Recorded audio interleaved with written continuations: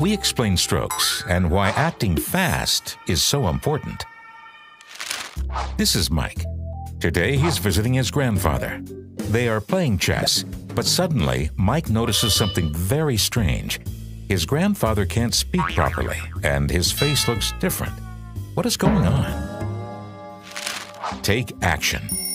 Mike's grandfather might be having a stroke, also called a brain attack. Strokes are the second largest cause of death worldwide and also one of the largest causes of disability.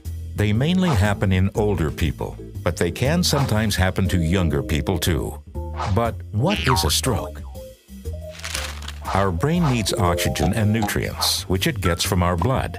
When a stroke strikes, the blood can't get to where it needs to be.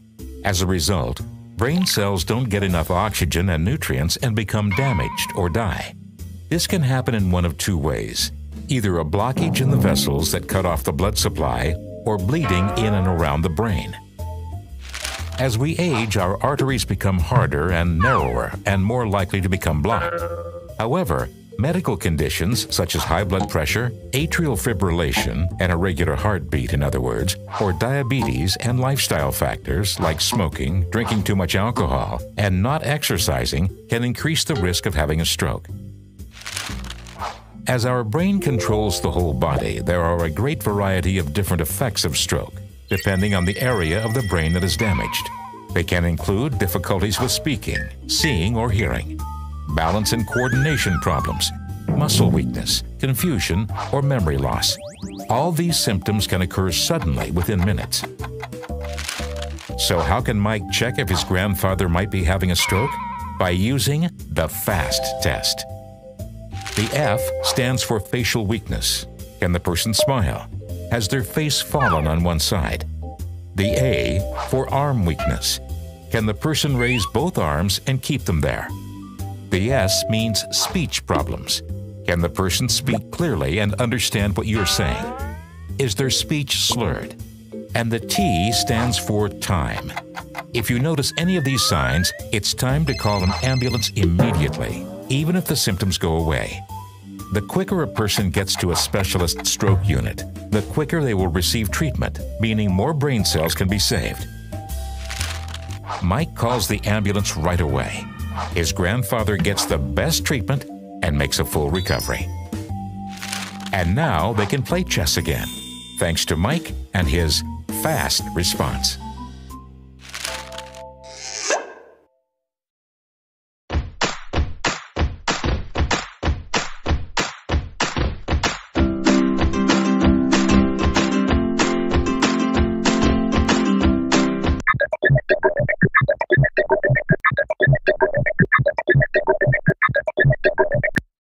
A silent stroke is a stroke that does not have any outward symptoms associated with stroke, and the patient is typically unaware they have suffered a stroke. Despite not causing identifiable symptoms, a silent stroke still causes damage to the brain, and places the patient at increased risk for both transient ischemic attack and major stroke in the future. In a broad study in 1998, more than 11 million people were estimated to have experienced a stroke in the United States. Approximately 770,000 of these strokes were symptomatic, and 11 million were first-ever silent MRI infarcts or hemorrhages. Silent strokes typically cause lesions which are detected via the use of neuroimaging such as MRI. The risk of silent stroke increases with age, but may also affect younger adults.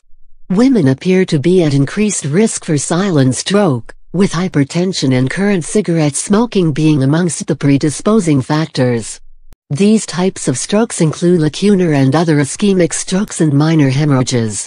They may also include leukorrhiosis, changes in the white matter of the brain. The white matter is more susceptible to vascular blockage due to reduced amount of blood vessels as compared to the cerebral cortex.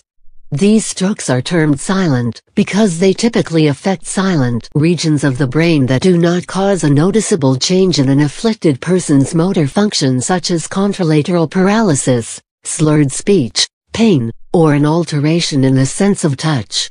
A silent stroke typically affects regions of the brain associated with various thought processes, mood regulation and cognitive functions, and is a leading cause of vascular cognitive impairment, and may also lead to a loss of urinary bladder control.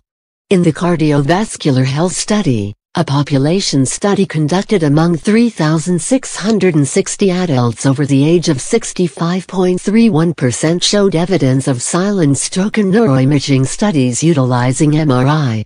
These individuals were unaware they had suffered a stroke. It is estimated that silent strokes are 5 times more common than symptomatic stroke. A silent stroke differs from a transient ischemic attack (TIA). In TIA, symptoms of stroke are exhibited which may last from a few minutes to 24 hours before resolving. A TIA is a risk factor for having a major stroke and subsequent silent strokes in the future.